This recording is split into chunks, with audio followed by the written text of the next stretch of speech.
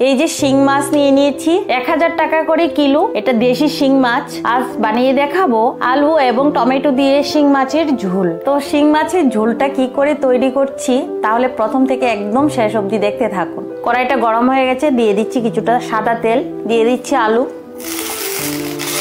দিয়ে দিচ্ছি হলুদ গুঁড়ো এবং নুন, ভালো করে মিশিয়ে নিচ্ছি। আলুটা ভাজা হতে হতে এদিকে আমি মাছটাও হলুদ লবণ মাখিয়ে নিচ্ছি।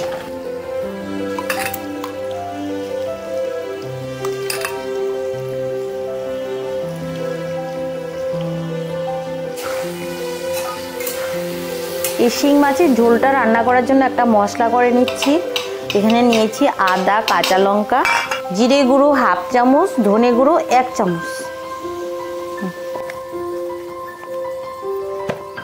যে মিহি পেস্ট হয়ে গেছে। আলুটা ভাজা হয়ে গেছে, এখন একটা বাটিতে উঠিয়ে নিচ্ছি।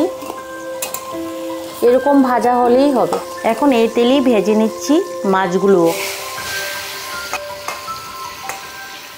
এভাবে উলট পালট করে ভেজে নিতে হবে ভালো করে।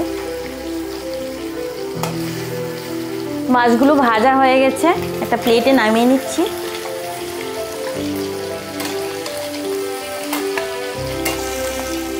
একই তেলে আমি ফোড়নটা দিয়ে দিচ্ছি একটা শুকনো লঙ্কা, 2 টুকরো তেজপাতা, দিয়ে দিচ্ছি শাহি জিরে, পেঁয়াজটা যাতে সফট হয়ে যায় দিয়ে দিচ্ছি কিছুটা নুন,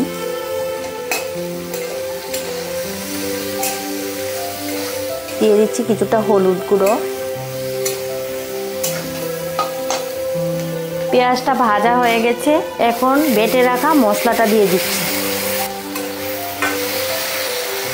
আর একটা টমেটো কেটে দিয়ে দিয়েছি।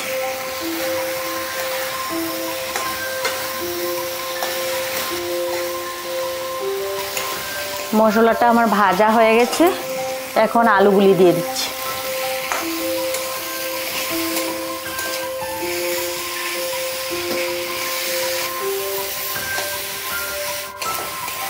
মশলাটা ভাজা হয়ে গেছে, এখন ঝোলের জন্য কিছুটা জল দিয়ে দিচ্ছি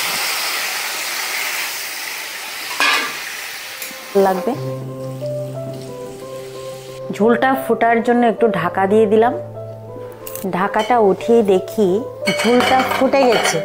এখন আমি একে একে মাছগুলো দিয়ে দিচ্ছি ঝোলে। এইভাবে থালটা পরিষ্কার করে তেলটা দিয়ে দিচ্ছি। ঝোলটা ফুটে গেছে, এখন কিছুটা গরম মশলা ছড়িয়ে নামিয়ে নেব।